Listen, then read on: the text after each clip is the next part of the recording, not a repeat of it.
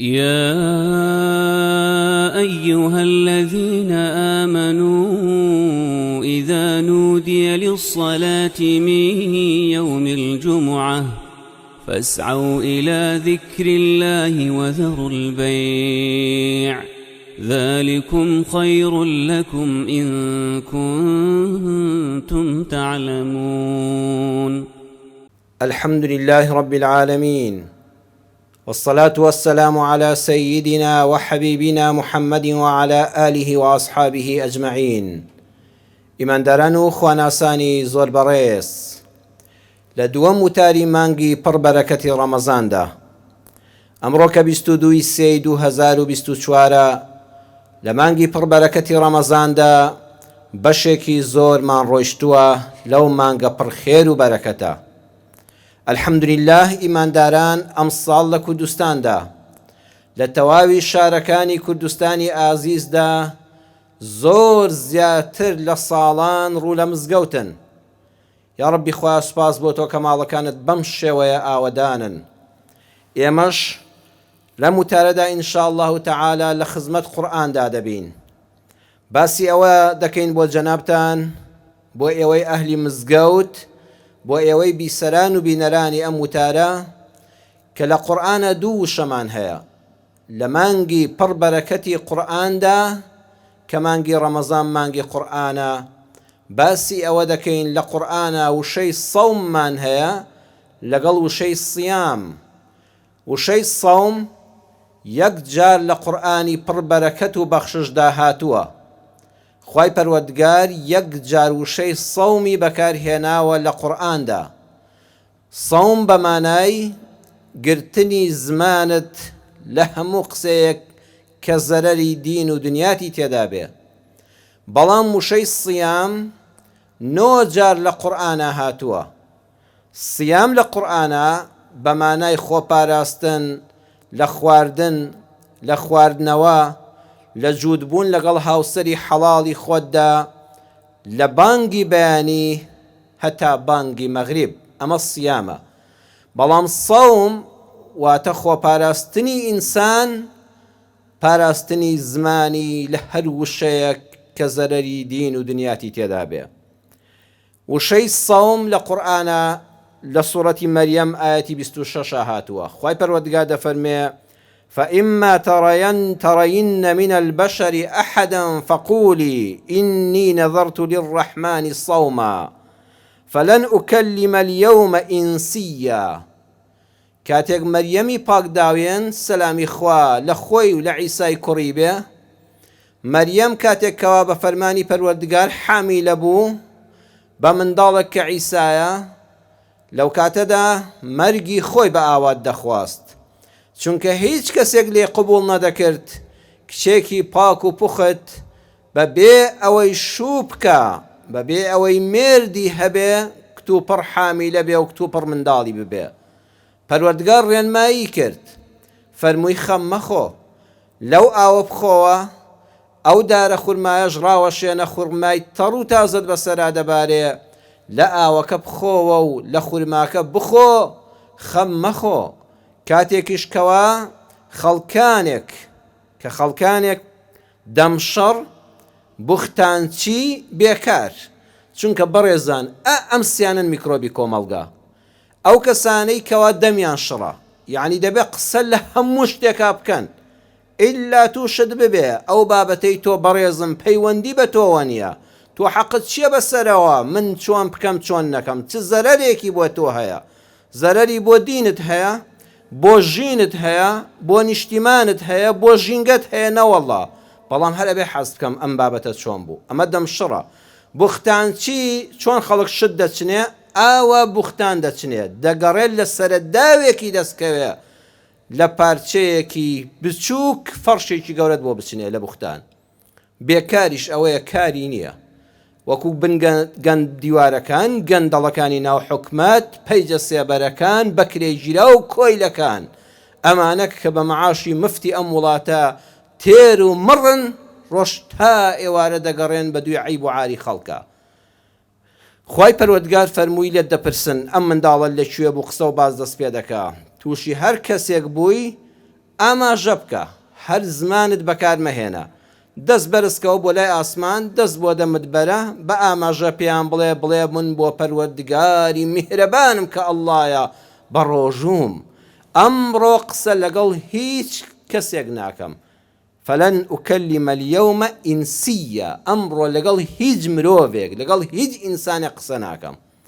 بەڕێزان لێرەدا دوو وردی قورئان هەیە دیقەتی بدەن. دیقەتی یەکەم لەسەر ئەوە بدەن نەیفەرموو فەلەن ئوکەلیمە اليەومە ئەحەدەن ئەگە من و تۆ قسەمان بکردایە دەبوو ئەوەمان بەوتایە ئەمڕۆ لەگەڵ هیچ کەس قسە ناکەم. ئەی بۆ نەیفەرموو ئەحەدەن بۆ فەرمووی ئینسیە. مەریەم فەرمووی ئەگەر بڵێم ئەحەدەن یعنی لەگەڵ خواشە قسە ناکەم بەڵام نا من لەگەڵ ئینسیە لەگەڵ ئێوەی ئینسان قسە ناکەم بەڵام دەردە دڵی خۆم لەگەڵ ئەڵڵا دەردەبڕم خۆ من پەیوەندیم لەگەڵ خوا نەپچراوە بۆیە ئەحەدەنی بەکار نەهێنا ئینسیەنی بەکارهێنا ئەمە یەکێکە لە وردەکاری قورئان. دووەمیان نەیفەرموو قسە لەگەڵ دمشڕ و بوختان چی و بێکار ناکەم فەرمووی ئینسیە کاکە لەگەڵ هیچ کەسێکە بۆی ئەم کەسانە لێ نەبن بە دوژمن بیوتایە تۆ پیاوی چاکی لەگەڵ تۆیا قسە دەکەم بەڵام هەی دەم شڕی بوختانچی لەگەڵ تۆیا قسە ناکەم خەڵکەکە لێی دەبوون بە دوژمن. ئەمەش حکمەتێکی قورئانە هەندێک جا گشتی بەکاربێنە بڵێ کاکە وەڵی هاتوچۆی هەر کەسم پێ ناکرێ چونکە لەبەر دووسەیەکی خراپ ئەبێت تەرکی ماڵە چاکەکانیش بکەم بەڵام ئاماژەیان پێ مەکە پەنجەیان مەخەسەر مەڵێ تۆ زۆر کەسێکی خراپی مەڵێ تۆ ئافرەتێکی بوختانچی بڵێ وەڵڵاهی هەر وام پێ باشە ماوەیەک بۆ خۆم دا ببڕێم هەندێک پێویستیم بە حەسانەوەیە ئیتر ئەم کەسە ئەوەی لە ناختایە زەرور نییە بە زمانیش پێی بڵێ بۆیە بەگشتی قسەکەی کرد بۆی ئەو کۆمەڵە خەڵکە لێی نەبن بە دوژمن. ئەمەش دەرسێکی تری قورئانە کەواتە لێرەدا قورئان پێمان دەڵێ هەموو سیامێک خۆگرتنەوە لە خواردنەوە لە جوودبوون لەگەڵ هاوسەری حەڵاڵی خۆتدا لە بانگی بەیانی بۆ ئێوارە ئەبێ سەومی لەگەڵا بێ بەڕێزان بەڵام بەداخەوە هەیە بەخوا لە کۆمەڵگادا تەنها و تەنها نان و ئاو ناخوا وەجیماع ناکە ئەینا ئەو زمانەی یەک زەڕە پاراستنی تێدا نییە هەر لە بەیانیەوە کە هەستا تا ئێوارە دوای تەراویحیش کە چۆ ماڵەوە ئیتر ئەوە خەریکی بوختان و غەیبەت و باسی ئەم و ئەو ناشرینکردنی ئەمە بە تایبەت بۆ موسڵمانان حەقی کافرانی نییە بەس لە دوی عیبی ئیمانداران دەگەڕێ بە پێچەوانەوە کە دەبوو عیبەکانیان داپۆشێ. بۆیە پێغەمبەری خوا صلی الله عليه وسلم لە صحیحی بوخاریدا فەرموودەکە هاتووە دەفەرمێ من لم يدع قول الزور والعمل به فليس لله حاجة في أن يضع طعامه وشرابه. هەر کەسێک ڕۆژوەکەی بەس ئەمەن دەبێ نان ناخۆم ئاو ناخۆمەوە لەبەر خوا لە بەیانی تا ئێوارە بەڵام قسەی درۆ بوختانکردن غەیبەتکردن تەزویرکردن وەکارپێکردن بەمانە ئەمانە واز لێنایەنم خوا ڕۆژووی ئاوای ناوێ. ئەمە حەدیسەکەیە ئەم حەدیسە لەوە ئەچێت جەناب دەمەی یەکەم جار بێ بە وردی شیکردنەوەکە گوێ لێ بێ ئەگەر مامۆستایەکیش پێش ئێمە ئاواشی کردبێتەوە سوپاسی ئەڵڵا دەکەم لەسەری سوبحانەهو وتەعالە. بەڵام بەڕێزان ئەم حەدیسە پێمان ناڵێ خەڵکی سەردکەینەوە لە ڕۆژوگرتن دەستت خۆش بێ مادام هەر لەبەر خاتری خوا حرمەتی دینەکەی خوا دەگری کەس ئاگای لێ نەتینوتەوە ئاو ناخۆی نیوەڕۆنان ناخۆی پارشێ و زوو هەڵدەستی تا بەربەنگ خۆت پاراستۆلەوەی قومێک ئاو بترازێتە ناو قڕکتەوە ئەمە لە قیامەتا خوا هێن بە ڕەحمە چونکە لەبەر خوا ئەمە کارت کردووە ڕۆژووی ڕەمەزان لە حزوری خوادا لە قیامەتا قەرزارنی ڕۆژەکەت لەسەر لا چووە بەڵام ئەجری ڕۆژوەکە نەگەیشتۆتێ 4 خاڵ هەیە هەر کەسێک لەگەڵ ئەوەی نان ناخوا و ئاو ناخوا و جیماع ناکە لە ڕۆژانی ڕەمەزاندا لەگەڵ حەڵاڵی خۆیدا ئەم 4 خاڵ بزمانی نەپاراست ئەم 4 فەزڵەی بەنسیب نابێ. یەکەم پێغەمبەر صلی الله عليه وسلم دەفەرمێ خوا لە حەدیسی قودسیا فەرموویەتی الصوم لي وأنا أجزي به ڕۆژوو بۆ منە و تەنها خۆم دەزانم پاداشتەکەی چێو دەیدەمەوە کەواتە ئەم کەسەی کە بەس نان و ئاو ناخوا لەبەرخوا بەر ئەم فەزڵە ناکەوێت ناچێتن ئەو قایمەوە ئەوانەی زمانیان ناپارێزن لە ڕەمەزانە لە کاتی ڕۆژوودا و لە شەوانی ڕەمەزانیشدا بە هەمان شێوە دوای ڕۆژوشکاندن ناچنە قایمەی فەزیلەتی الصوم لي ئەو قایمە ئەوان ناگرێتەوە پەنا بەخوا. دووەم، پێغەمبەر صلی الله عليه وسلم دەفەرمێت لە خەلوف و فەمی الصائم ئەطیب عند الله من ریح المسک. کاتێ تۆ بە ڕۆژووی کەم قسە دەکەی، لیکی دەمت کەم دەڕژێ، ئاوت نەخواردوە، نانت نەخواردوە، تامی دەمت دەگۆڕێ، بۆنی دەمت دەگۆڕێ، مرۆڤەکان پێی ناڕەحەتن. بەڵام ئەم بۆن گۆڕانی دەمت بە ناخۆشی لای ئەڵڵا نەک لای خەڵک، لای خوا لە بۆنی میسک خۆشترە. بەڵام ئەو کەسەی زمانی غەیبەت دەکا، بوختان دەکا، درۆ دەکا، ئەوە بۆگەنی لێدێ هەر پێش ڕەمەزان و دوای ڕەمەزان. ئەوە بۆنی دەمی لای خوا زۆر ناخۆشە ئەگە بە ڕۆژوش بێ، کەواتە ئەم خاڵش تۆ ناگرێتەوە پەنا بەخوا. سێمیان القورآن والصيام يشفعان. لە ڕۆژی قیامەتە قورآن و ڕۆژوو شەفاعەت دەکەن بۆ خاوەنەکەی. هەر کەسێک بەس ڕۆژوەکەی بریتی بێت لە نەخواردنی نان و ئاو و پاراستنی خۆی ئەگەر خێزاندار بێت لە جیماع و لە ئارەزوشکاندن ئەگەر خێزاندار نەبێت لە بەیانی تا ئێوارە، لە بانگی بەیانی تا بانگی مەغریب، ئەو کەسەش بەڕێزان کە زمانی ناپارێزێ ڕۆژوەکە لە قیامەتە دڵنیا بن شەفاعەتی بۆ ناکە. بەس ڕۆژوەکەی لەسەر لاس چووە، لای خوا ڕۆژوەکەی لەسەر لاس چووە، بەڵام شەفاعەتی بۆ ناکە، ڕۆژوەکە شەفاعەتی بۆ ناکە. چوارەم من صام رمضان إيمانا واحتسابا غفر له ما تقدم من ذنبه. حديث بخاري مسلمة ده صحيحين ده هاتوا. هر کەسێک ئەم مانگە بە ڕۆژوو بێ، بە ئیمانی تەواو، بە فەرزیەتی ڕۆژوو، لەبەر خاتری خوا، هەروەها چاوەڕێی پاداشتی خوش بێ، بڵێ خوا دڵنیام پاداشتن دەدەیتەوە، بەڵام زمانیشی بپارێزێ لەگەڵ نان و ئاوەکەدا کە نای خوا. ڕۆژەکان کە تەواو بوون، خوا لە ئاخری ڕەمەزانە لە هەموو گوناهەکانت خۆش دەبێ. ئەو کەسەی لە ڕەمەزانە بەڕێزان زۆر گوێ بگرە، تەنها نان و ئاوی نەخواردەوە، بەڵام ئەم زمانەی لە یەک خراپە نەپاراست، لە ئاخری ڕەمەزانە خوا بەس فەرزەکەی لەسەر لا بردووە، لە گوناهەکانی خۆش نابێ. چاولێت چەند وردە؟ بۆیە قورئان وشەیەک بەرامبەر بە 9 وشە بەکاردێنێ. یەک جار سەوم، 9 جار سیام، ئەبێ هەردووچیان تێکەڵکەی. دەمت بپارێزی لە ئاو، لە نان، داوێنت بپارێزی لە حەڵاڵی خۆشت، لە بانک تا بانک، بەیانی تا ئێوارە، ئەبێ لەگەڵیشیە ئاگال لە زمانت بێ. بەڵێ حەدیسەکانی پێغەمبەر صلی الله عليه وسلم وشە بە وشە دیسان لەسەری بوەستن. فەرمووی قەولە زوور، ئەو کەسانەی واز لە قەولی زوور نایانن، دیقەتی وشەکە بدەن. نەیفەرموو العەمەل الزوور. ئێستا هەیە کردداری تەزویر دەکا، تاریخ دێنێ ئەکسپایری دەکا، کەلوپەلێک دێنێ ئەکسپایرە و فەردەکەی دەگۆڕێ، خواردنێشتکەی تێدەکا، هەمە لە بازاڕە بەداخەوە هەمومان گرفتاری ئەوەین. شتێک کە سنعەتی شوێنەکە و ڕەشی دەکاتەوە، شتێشکەی لەستا دەنووسی، ئەمە عەمەلە. ئەی قەولی زوور چییە؟ قسە. ئەو قسانەی تەزویرن، ئەو قسانەی تەزویرن یەکەم کۆمەڵک خەڵکن بە ناوی دینداریەوە، تەزویری دینی ئیسلام دەکەن. ئەمانە با بە ڕۆژوش بن، با تەراویحیش بکەن، بەرەکەتی ڕەمەزان نایانگرێتەوە. ئەو کەسانەی توندڕەون، ئەو کەسانەی ئەم دینی ڕەحمەتی ئیسلامە وەکو خۆی ناگەیەنن. کاکە مەلایە بۆ خۆی نەخۆشە، دەرونی نەخۆشە، پەستە، لە ماڵەوە تووڕەیە، دێتە سەر مینبەر دۆ شاو تێکەڵا دەکا، هەموو خەڵکی پێ کافرە. ئەوەی لەگەڵ ئەو نەبێ بیزەبت وەکو ئەو بیر نەکاتەوە، ئەو خەڵکەی تر هەمووی گومڕایە و جەهەنەمیە. ئەمە تەزویر چییە؟ ئەوە قەولە زوورە، با بە ڕۆژوش بێ. ئەمە زۆر خەتەرە. ئیسلامێکی ڕەحمەت، نەرمونیان، کاڵایەک پڕ بە باڵای مرۆڤ، ئەم دەڵێ ئەوەی وەکو من بی لێ نەکاتەوە نابێت، گەراجێکی داناوە. ئەوەی لەگەڵ جەماعەتی من بێ، ئەوە گەراجی بە 8 فەرمو سەرکەون. ئەوەی وەکو من لە ئیسلام حاڵی نەبوو بێ، ئەوە گەراجی جەهەنەم فەرمو سەرکەون. یعنی نەعوذ بالله لە جیاتی خوا حکم بەسەر خەڵکەدا. ئەمانە قەولی زورن، ئەمانە زۆر خەتەرن. لە زمانی پێغەمبەر صلی الله عليه وسلم تا ئێستا و تا قیامەت هەن، ئاگات لێبێ خۆتیان لێ بپارێزە. دووەمیان قەولی زور ئەو کەسانن بە ناوی دروشمی جوانەوە. مافی مرۆڤ دروشمێکی جوانە یان نە؟ وەڵڵا هەموو خەڵک لە مافی مرۆڤ پشکۆی مرۆڤ هەبێت چاکە. بە ناوی مافی مرۆڤ، بە ناوی ئازادی، ئازادی بۆ مرۆڤ، ئازادی بۆ ئافرەت، ئازادی بۆ گەنج، یخۆشەی ئازادی وشەیەکی جوانە. بە ناوی کوردایەتی، چەند ساڵە دەهۆڵی کوردایەتی دەکوترێ و خەڵکی بۆ بانگ دەکرێ. یخۆ کوردایەتی چ موسڵمانێک لاری لە کوردایەتیە؟ چ موسڵمانێک مافی ڕەوای خۆ بە ڕەوای خۆی نابینێت؟ دەوڵەتی سەربەخۆی کوردی هەبێ، نیشتیمانی ئازاد بێ، کوردستان ئاڵای سەربەخۆی لە نەتەوەی گرتوەکاندا هەبێ،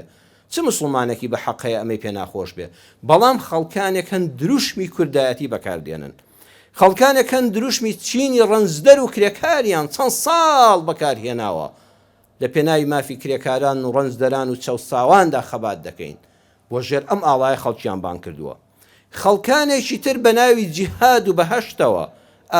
گەنج لەم کوردستانەدا بە کوژدرا بەداخەوە، کاکە وەرەگە لەگەڵ ئەم سەفەدا لە دژی فڵانکە شەڕ بکەی بکوژرەی حۆریەکانی بەهەش ئامێزیان بۆ گرتوویەوە. وڵا دوای چەند ساڵێک نە جیهاد دەمێنێ، نەوە حۆریانە دەمێنن، ناو بەهەشتە دەمێنێت، لەگەڵ ئەو کابرایی بە کافری دەزانی ئامێزی پێدا دەکاتەوە و کوڕی تۆش بە کوشت چوو لەژێر ئەو دروشمەدا کە وشەی پیرۆزی جیهادە، وشەی پیرۆزی شەهید بوونە لە پێناوی خوادا، وشەی پیرۆز و بایەغداری بەهەشتە کە دەبێت ڕوحتی فیداکەی. بەڵام تۆ خەڵەتێنرایی، ئاگان لێبێ ئەو کەسانەی کەوا قەولە زور هیچیان نییە بەس بۆ خۆیان، بەڵام بۆ خۆیان خەریکی درۆ دەلەسن. ڕۆژ تا ئێوارە فیتنەچی کۆمێند نووس بەبێ ئەوەی تۆ بناسێ لەسرت دەنووسێ، قسەی ناشرنت پێ دەڵێ، نە هاوڕێت بووە، نە سەفەری لەگەڵ کردووی، نە مامەڵەی لەگەڵ کردووی، نە دراوسێت بووە، نەمافت خواردووە، بەڵام تەنها دەیەوێ خۆی گوناهبارکە.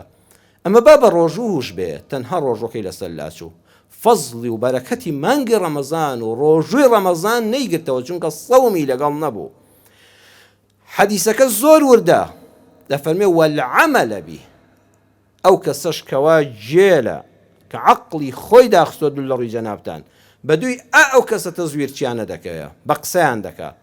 پەنجەی دەخاتە هەمان کونەوە کە 100 جاری تریش لەوێەوە گەستراوە، بابیشی لەوێەوە گەستراوە، کەچی هەر پەنجەی تێڕۆ دەکاتەوە جارێکیکە. بەتەمایە لە ناو ئەو دەمی ژەهرەدا شانەی هەنجوین بێنێتە دەرێ. ئەوە پێ دەڵێن جێلی، ئەوە پێ دەڵێن عەقڵ داخستن، حورمەتمەیە بۆ ڕووی جەنابتان، ئێوەی بیسەران و بینەرانیش یەک بە یەکتان. بۆیە وەالعەمەلە بیهی مەبە، ئەزیزم ئاگادار بە، لە هەموو جەنجێکە بەشدار مەبە. هەل لە فەیسبووکە جەنگی نێوان دوو کەس و دوو لایەن هەوایسا، تۆ کۆمنتی خۆتی پێدا مەکە، لایکی خۆتی پێدا مەکە بۆ ئاگری فیتنەی. هەر چوار خزمەت تووشی شەڕ بوون و خۆت مەبەستە و تاقم و تفەنگ لە خۆت مەدە، لە هەموو جەنگێکە بەشدار مەبە، لە هەموو کەلاکێک مەخۆ. هەر کەلاکە کۆنێک کەو لێ بۆ گەنی بوو خەڵک ڕای کرد، کاکە تۆش ڕامەکە، تۆش لەم کەلاک و غەیبەتە مەخۆ، لە هەموو ئاوێکی بۆ گەناو مەخۆوە. کورد دەڵێ لە هەموو کاسەیەکدا کەوچک مەبە، لە هەموو کاسەیەکدا کەوچک مەبە، لە هەموو شتێکە هەر دەور مەبینە، بۆ هەموو شتێک کۆمنت و لایکی خۆت مەکە،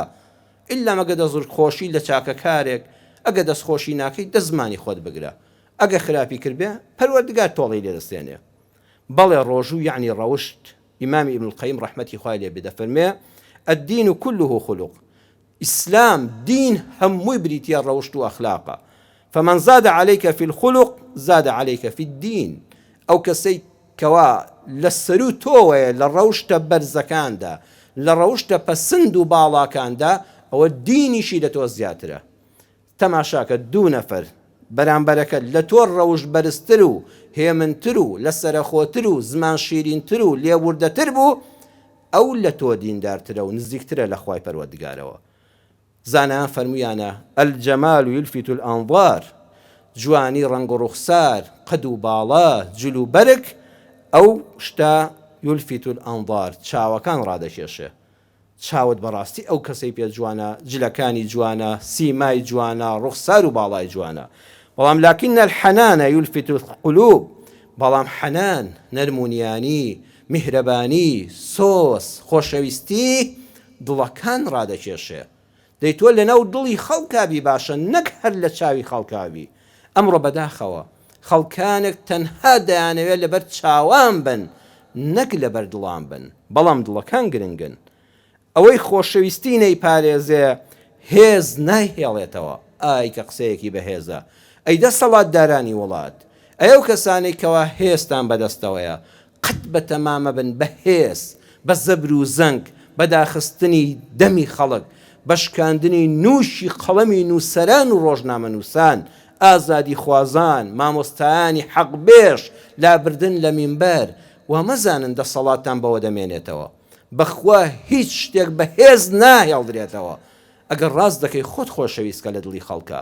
ئەوەندە چاکە بکە، ئەوەندە خزمەتی هاوڵاتیەکانت بکە، ئەوەندە خزمەتی ئەم وڵات و نیشتیمانە بکە با خەڵک خۆشی بوی. چونکە هەمومان بینی ئەو هێز و دەسەڵاتانەی کە بە زەبر و زەنگ ویان کردبوو ڕژێمی پێشوتان لەبیر نییە کە لەم بەهارەدا هەر ڕۆژە یادی ئازادبوونی شارێکی دەکرێتەوە. لە ماڵی خۆشتان نەدەتوانی لای ژنەکەی خۆت و منداڵەکانی خۆت باسی جەنابی سەرۆک بکەی و ڕسمەکەی خەلەلێکی پێکەوێ، کەچی بینیتان چۆن خراە ژێر پێڵاوەوە، چۆن نەعل بە دم و چاوی کێشرا، چۆن تفباران کرا پەت کرایە گردنی پەیکەرەکەیەوە، پەیکەری زیوینی هێنرایە خوارەوە، پەیکەری زێڕینی بەسەرا ڕوخێندرا، هێز ناتوانێت بەتێڵێتەوە. بەڵام خۆشەویستی ناودڵی خەڵک، خۆشەویستی ناودڵی خەڵک دەتوانێت بتپارێزێ. خۆتان خۆشەویستکن بە کردداری جوان، نەک بە نواندنی هێز بەسەر هاوڵاتیاندا. بەتایبەت بۆ ماڵ و منداڵت کاکە، خۆ تۆ حکومڕانی دەسەڵاتدارنی، بەڵام خۆ دەسەڵاتی ماڵ و مناڵت هەیە ئەزیزم، بەڵێ لەگەڵ ماڵ و مناڵەکە تا نەرمونیان بە. خاتو عایشە لە صحیحی لە ئیمامی سویتی لە جامیع الصغیرە ئەم فەرمودەی هێناوە دەفەرمێ، خاتو عایشە کە وەسفی پێغەمبەری خوای دەکرد صلی الله عليه وسلم فەرمووی: كان إذا خلا بنسائه ألين الناس وأكرم الناس ضحاكا بساما. پێغەمبەری خوا صلی الله عليه وسلم کاتێ دەهاتەوە ناو ماڵ و منداڵی بە تەنیا لەگەڵیاندا دەنیشت دەفەرمێ ئەمە صفاتی بوو، جا هەمووی سیغەی مبالغەیە، ئەلیەن، ئەکرەم، ضحاک، بەسام، ئەفەرمێن نەرمونیان ترین ئینسان بوو لەگەڵ ماڵ و منداڵی خۆیدا. قەت وەکو سەرکردەیەکی سەربازی، وەکو قائیدی ئومەد، وەکو سەرۆکی وڵات ڕەفتاری نەدەکرد. لە ناو ماڵ و منداڵ و خێزانەکەی خۆیدا لە هەموو کەس نەرمونیانتر بوو، لە هەموو کەس دەستی کراوەتر و بەخشندەتر بوو. چی دەسەڵات هەبووە بۆ ئەو ژن و منداڵەی دێنایەوە. ضحاکن، نوکتەی بۆ دەگێڕانەوە، قسەی خۆشی بۆ دەکردن، ضحاکن دەیهێنانە پێکەنین، هەموو قسەیەکی ڕەوا بوو، وشەیەک سوعبەتێکی نەدەکرد کە غەیبەت بێ، کە ڕوشاندنی هەستی کەسێک بێ و لاساییکردنەوەی کەسێک بێ. بەسامن دەفەرمێ بەردەوام زەردەخەنە لەسەر لێوی بوو. ئەو پێغەمبەرە صلی الله عليه وسلم لە دەرێ ناڕەحەت دەکرا، لە قۆناغی مەککە، لە قۆناغی مەدینە بەدەست ئەم منافق و جوولەکانەوە چی لێ دەکرا، بەڵام کە دەهاتەوە ماڵەوە بەردەوام بەسامن زەردەخەنە لەسەر لێوی بوو. دەتوی ڕۆژوان لانی کەم لەگەڵ ماڵ و منداڵەکەتدا ئاوا بە، خەمەکانی دەرێ مەهێنەوە بۆ ماڵەوە، لەگەڵ ژنەکەتدا، لەگەڵ خێزان و منداڵەکانتدا نەرم بە، توندڕەو مەبە، ئازاریان مەدە، دڵیان مەشکێنە، زەردەخەنە با لەسەر لێوەکانت بێ، قسەی خۆشیان بۆ بکە، بیان هێنە پێکەنین بە قسەی ڕەوا. بۆیە لە شەرعا دەفەرمێ ئەو ئافرەتەی گرنگی و بایەخ بە مێرد و منداڵی دەدات نزیکترە لە خوا لەو ئافرەتەی کە مێرد و منداڵی پشتگوێ خستووە و گرنگی بە سوننەت دەدات. ژنی وا هەیە بەردەوام خەریکی سوننەتی شەو نوێژە لەم ڕەمەزانەدا، خەریکی تەسبیحاتە، بەڵام مێردەکەی ئیهمال کردووە، بەڵام لە شەوە حەقی مافی شەوعی خۆی ناداتێ، بەڵام منداڵەکانی پشتگوێ خستووە.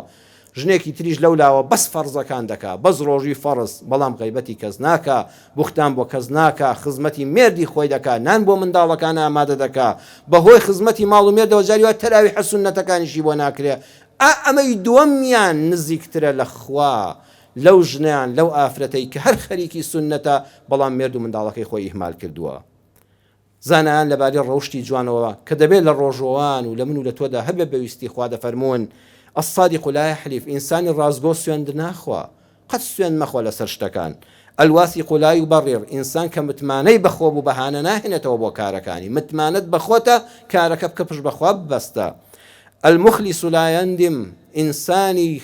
دڵسۆز کە لەبەر خوا کاری کرد بێ قەت پەشیمان نییە. ئێمە مسلمانین الحەمدولله، سپاس بۆ خوا بە فەزلی ئەم ئیسلامە لێک و تەرمان پەشیمان نین، لێک و شەمان پەشیمان نین، چونکە لەبەر خاتی خەڵکمان نەوتووە ئەوەی بۆ خوا کردت قەت لێی پەشیمان نی، لای خوا تۆمار کراوە خەڵک بە باشی بزانیان بە خراپی بزانێ. الکەریم لا یەمون، ئینسانی کەریم و پیاوانەی وەکو جەنابتان قەت منەت بەسەر خەڵکان ناکە، من وام بۆ کردی و من نەبووما دەمردی و من نەبووما ئیشت بۆ نەدەکرا. ئینسانی بەڕێز، ئینسانی بە حورمەت و مەرد و پیاو قەت منەت بەسەر کەسێکە ناکە کە چاکەی بۆی هەبووە. ئەوانەی لە ڕەوشتدا ماڵدراون، ئەی ئەوانەی کە لە ڕەوشتدا ماڵدراون، ئەوانن کەوا سۆزی خەڵک دەنگی خەڵک کۆ دەکەنەوە مەرامێکیان پێیەتی ئەوانەی خەڵک و جەماوەر دەکەن بە پەیژە دەچنە سەریان هەتا دەگەن بە مەرامی خۆیان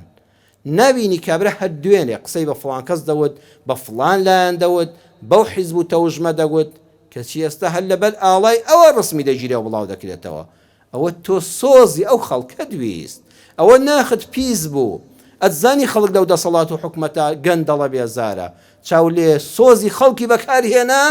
حتا گەیشتە کولێرە و نانی خۆی زۆر خەتەرە وەکۆ بە سەرهاتەمان لێ دێ کە زانای پایبەرز دکتۆر حەسان شەمسی پاشا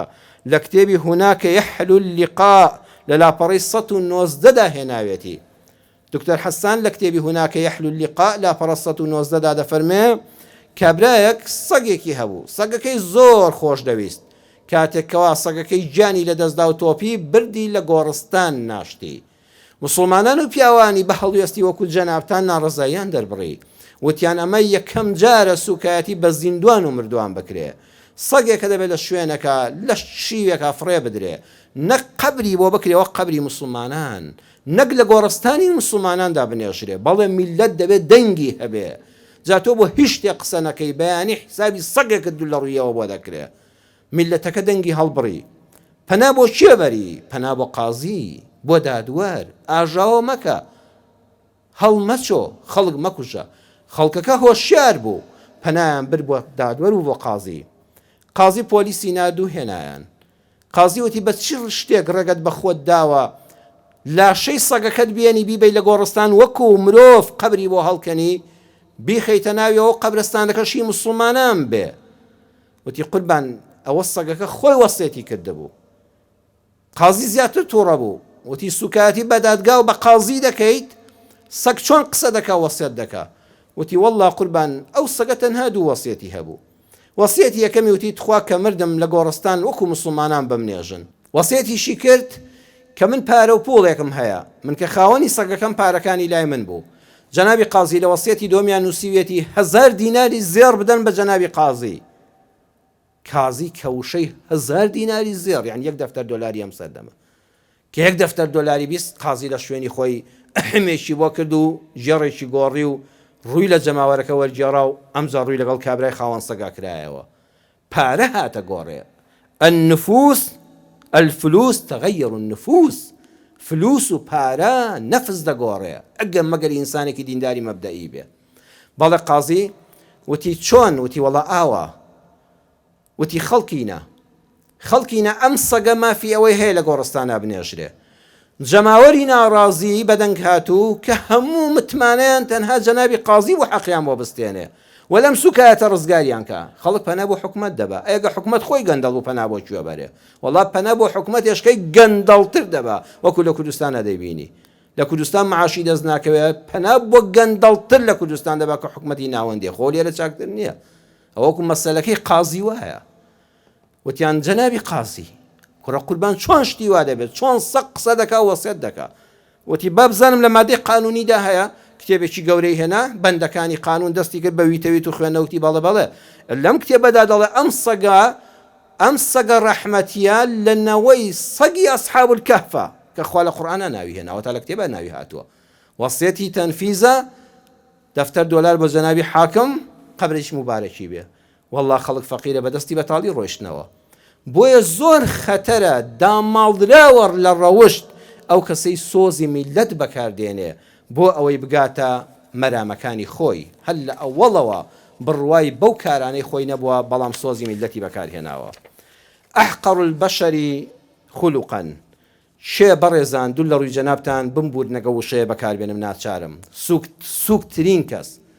بێڕێزترین مرۆڤ ئەگەر لە ئێوە بپرسم دەڵێن کێیە بەڵام وەڵا کەسێکی زیناکار و دایان پیسە کەسێکە کە ڕەوشتی ناتەواوە کەسێ عەرەقخۆرە کەسێکە کە لە ماڵی خۆی عەرەق ناخوات لەسەر جادەکانە بەسەر خۆشی ئۆتۆمبیل لە دەخڕێ بەسەر خۆشی دێتە بازاڕەوە و بازار و ژینگەی موسڵمانان دەشێوێنێ کەسێکە کە قومارچیە تەنانەت خانووی منداڵەکانی دەدۆڕێنێ ئۆتۆمبیلی ژێر منداڵەکانی لە قومارخانەیەکە شەوانە ناهێنێتەوە ئەو کەسەی کەوا زمانی خراپە خەڵک پێ ڕادەبوێرێ بە خەڵک ڕادەبوێرێ ئەمانە ئەحقەڕ البەشەری خولوقەن زۆر سووکن لە ڕووی ئەخلاقەوە بەڕێزان ئەمانە نەخۆشن پێویستیان بەوەیە چارەسەر بکرێن ئەمانە بە زەید پێیاندادێتەوە ئەبێ ئامۆژگاریان بکەی ئەی چێ سووکترین کەسە لە ڕووی ئەخلاقەوە ئەم کەسەیە هەر کەسێکت ئاوا بینی سفر بۆتەوە لە ئەخلاقە پەنا بەخوا با ڕۆژوش بگرێ با لە تەراویحی مزگەوتی شابی بینی لە ئەخلاقا بەرگەکەی لێوەتەوە بەڵام دەبێ وتمان ڕۆژوو ئەخلاقی لەگەڵا بێ ڕۆژوو ڕەوشت ڕۆژوو ئەبێت لەگەڵ ڕەوشتا گرێدراوی یەکتر بن من ئیذا شەبیع منکە ئەنکەڕە فەضلوک هەر کەسێت تا تێر بوو لێت سوودی لێ وەرگرتی دوای ئەوەی کە ئیشی پێت نەما تێر بوو بڵێ خوا حافیز ناسم ئەوە تۆ چێی ئەگەر کەسێکت بینی لە ژیانە ئاوا بوو خوا حافیزی لێ بکە تازە بە کەڵک نەماوە ئەوە ئەخلاقی لێدا ڕندرا ئەوە سوکترین کەسە هەتا پێویستی پێتە بەکارت دێنێ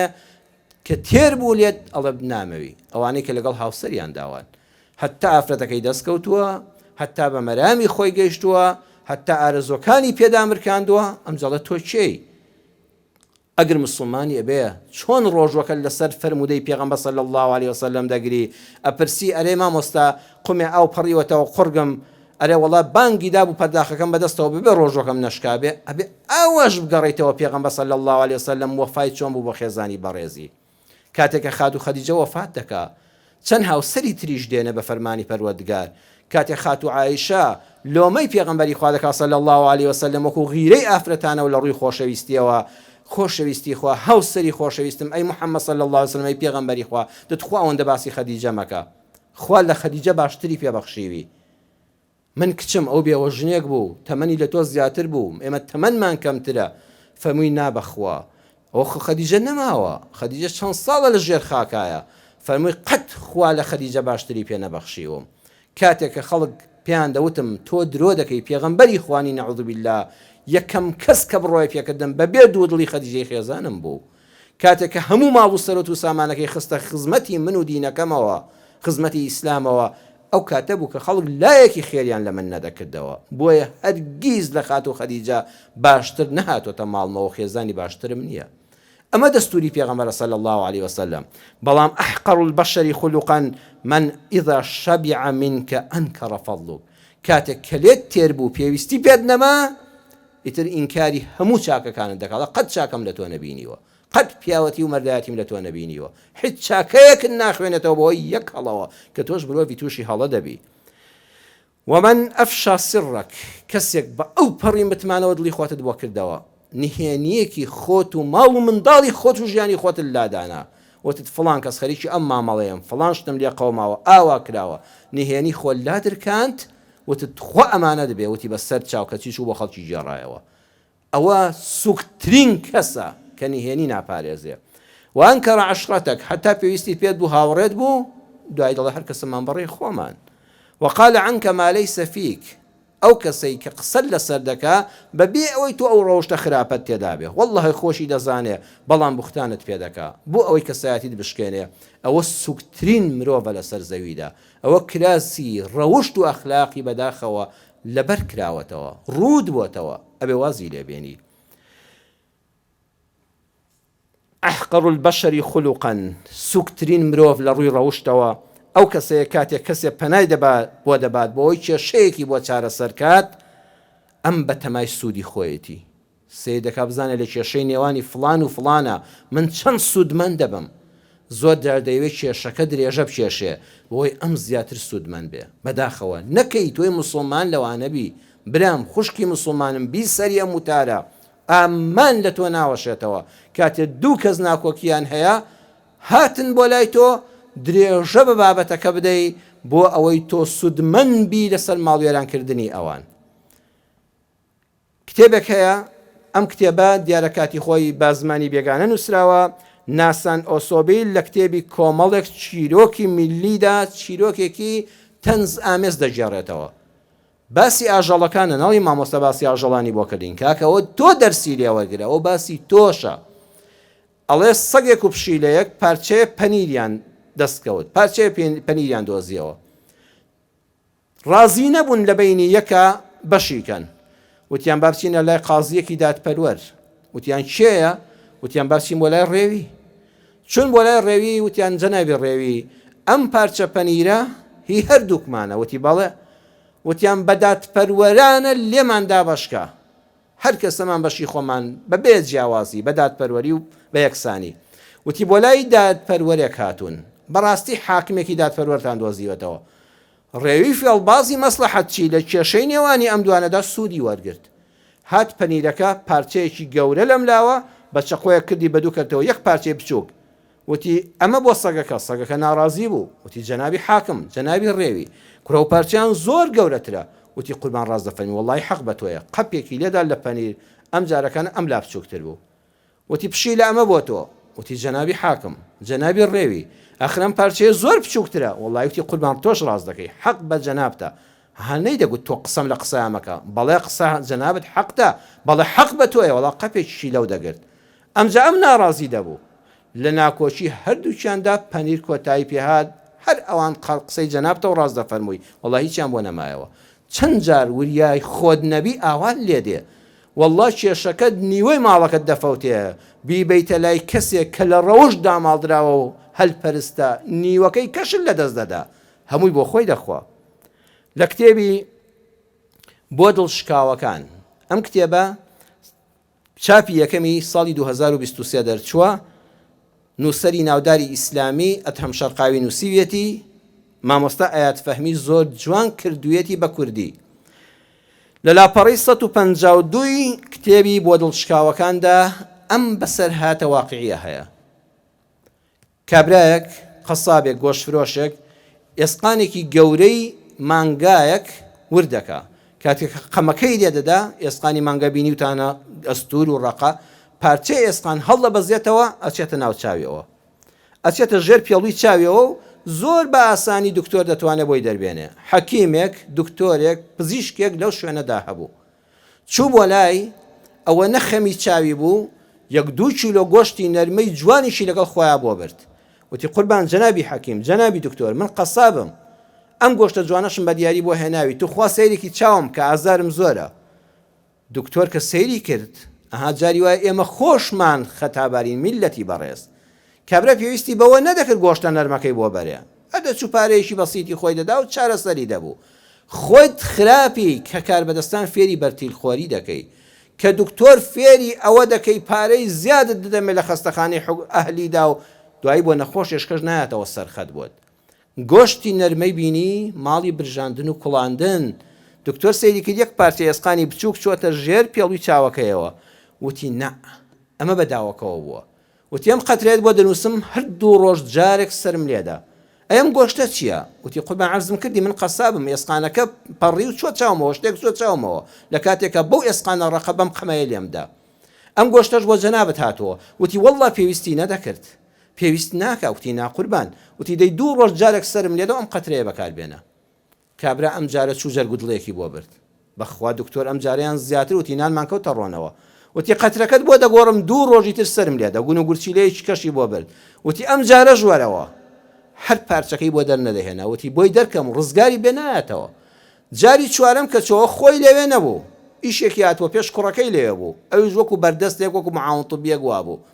کە سەیری کرد کوڕەکەی بەم فرتوفێڵەی نەیەزانی وتی نەنا کاکەی قەساب هەر زۆر ئاسان یەک پارچی بچووکە ئاوە تا لەوێدا قەترۆمەتری ناوێ هەر ئەوەی کرد بە لۆکەیەک بۆی دەرێنا و کابراوتی وەخەی چاومی سراحەتی کرد کە باوکی هاتە وتی باوکە گیان ئەو بۆچی ئەو هەموو قەترێت دابوو بە فڵان کەس خۆ من دۆزیمەوە وتی کوڕم تۆ پێت وایە کوڕی منی تۆ شاگردی بەردەستی منی باوکت ئەو عیلمەی پێ نەبێ بۆ من زەڕەبینم پێ نەبوو سەیری کەمەوە پارچە لە ژێریەتی و دەری بێنە بە پارچەی لۆکە ڕۆڵە گیان لەمەوە دوات چاوەڕێ بە شلەی بێگۆشت بخۆ برنج و ساوەری بێگۆشت بخۆ نانی خۆتان بڕی نانی ئێمە لەوەدا بوو کە بێتەوە ئیزنن نەدایە بۆیە دەبێ وریابی نەکەوینە بخوا بمان پارێزە لەبەر دەستی ئەو کەسانەدا کە وەکو بیر هەڵکەنوان چونکە 2 جۆر مرۆڤ هەیە مرۆڤێک کە لێت دەقەومێ و هانای بۆ دەبەی 2 کەس ناکۆکی هەیە کێشەی هەیە وەکو بەرگدرو وایە ئەها بەرگدرو پارچەکان دێنێ هیچ پارچەیەک بە کەڵک نەماوە دەیان خاتە پاڵ یەک قاجلی جوانت بۆ دروست دەکا ئەمیش پارچەنەکان دەخاتە پاڵ یەک دەیان کاتەوە بە خزمی جاران ئەمە دەوری بەرگدرو دەبینێ بەڵام کەسی وایە وەکو چاڵ هەڵکەن وایە یە چاڵ حتا لێی دەرێنی قوڵتر دەبێ، سامناکتر دەبێ، گەورەتر دەبێ. هەیە کە قسەی لە بینی دوو کەسا کرد حتا ئیشی لەسەر بکات چاڵەکە گەورەتر دەبێت، قوڕەکەت بۆ خەستر دەبێت، دوای کە کەوتێ نایەوە نایتە دەرەوە. زۆر کەسەیە لە دکتۆرەکان، لە مەلایەکان، لە یاساناسەکان، لە پارێزەرەکان بەداخەوە لەگەڵ ڕێزم بۆ چاک و پاک و مسلمان و دیندارەکان بەخواوەکو ئەو مەسەلەی دکتۆرە وایە، ئەڵە وەرەوە وەرەوە وەرەوە چونکە نانی تۆ کەوتۆتە بەردەستی. بەڵام ئەی خوا ڕۆژوو ئەم ڕەوشتەیە، ڕۆژوو پێت دەڵێ چۆن لەبەر خاتری بەس خوا یەکا کە تۆ بەس لەبەر خوا نان ناخۆی، بەس لەبەر خوا ئاو ناخۆی، بەس لەبەر خوا نەک حەرام لە حەواڵی خۆت لە ڕۆژان نزیک نابیتەوە، ئارزوەکانت کب دەکەی، دەی هەر ئەو خوایە لەسەر پێت دەڵێ ئەگەر کەسێک بە نەزانی کەوتە بەردەستت خوات لەبیر بێ. چاو لێ ئیسلام چەند گەورەیە، وەڵڵا ڕۆژوو مەدرسەی ئەخلاقە، بەڵام بەو مەرجەی کە عەرزم کردن سەوم و سیامی قورئان تێکەڵاوە بێ، نەک تەنها گرتنەوەی دەم بێ لە نان و ئاو لە شەهوەتە حەڵاڵەکان لە بانگەوە بۆ بانگ. یا ڕەبی خوا لە دینەکەی خۆت باشتر حاڵیمان کەی، پەروەردگارێ یا ڕەبی خوا لە دینەکەی خۆت باشتر حاڵیمان کەی، ئەم ڕۆژ و نوێژ و تەراویح و عیبادەتەی لەم مانگەدا دەیکەین، یا ڕەبی خوا لێمان قبوڵ کەی، یا ڕەبی خوای پەروەردگار لێمان قبوڵ کەی، یا ڕەبی خوا کەم و کەسریەکانمان بۆ پڕکەیتەوە بە ڕەحمەتی خۆت. پەروەردگارە وەکو چۆن دەممان لە نان و ئاوی حەڵاڵی ماڵی خۆمان دەپارێزین، یا ڕەبی خوای لە حەرام بمان پارێزی، خوای ئەوەندەمان حەڵاڵ پێ ببەخشی پێویستیمان بە حەرام نەبێ. پەروەردگارە ئەوەندەمان ڕزق و ڕۆزی حەڵاڵ و پارەی حەڵاڵ و کاری حەڵاڵ پێ ببەخشی، یا ئەڵڵاه پێویستیمان بە حەرام نەبێ. یا ڕەبی خوا لەم ڕۆژە مبارەکەدا لەگەڵ ئەم دەستە بەدەست نوێژانەدا، لەگەڵ ئەم بیسەر و بینەرانی ئەم وتارەدا، لەم ساتە مبارەکەدا، لەم مانگە پڕ خێر و بەرەکەتەدا، لەم کاتی ڕۆژی جومعەدا لێت دەپاڕێمەوە یا شافیە ئەڵڵاه شیفای نەخۆشەکانمان بۆ بنێری. یا ڕەبی خوا شیفای نەخۆشەکان، لەش بە ئازارەکان، دڵ بە خەمەکانمان بۆ بنێری. یا ڕەبی خوای ئەوانەی کێشە و گرفتیان هەیە، یا ڕەبی خوای مشکیلەکانیان بە گەورەی خۆت بۆ حەلکەی. یا ڕەبی خوای هەر کاتێک کەوا پێویستیەکمان کەوتە دەستی بەندەیەک، خوای بکەوینە لای ئەو کەسانی کە ئەهلی تەقوان، ئەهلی ڕۆژووی ڕاستەقینن، ئەهلی ویژدانن، ئەهلی دینن. خوای بمان پارێزی لەوەی کە ئێمە خەڵک بخەڵەتێنین، یان خوای لەوەی کە فێڵبازان بمان خەڵەتێنن. ئیسلاحی حاڵمان بکەی بە گەورەی و ڕەحمەتی خۆت. ئەم کوردستانەمان، ئەم وڵاتەمان پڕکەی لە خێر و بەرەکەت و ڕەحمەت لەگەڵ هەموو مسلمانان، لەگەڵ تێگڕای مرۆڤایەتی. آمين آمين والحمد لله رب العالمين. يا أيها الذين آمنوا إذا نودي للصلاة من يوم الجمعة فاسعوا إلى ذكر الله وذروا البيع ذلكم خير لكم إن كنتم تعلمون.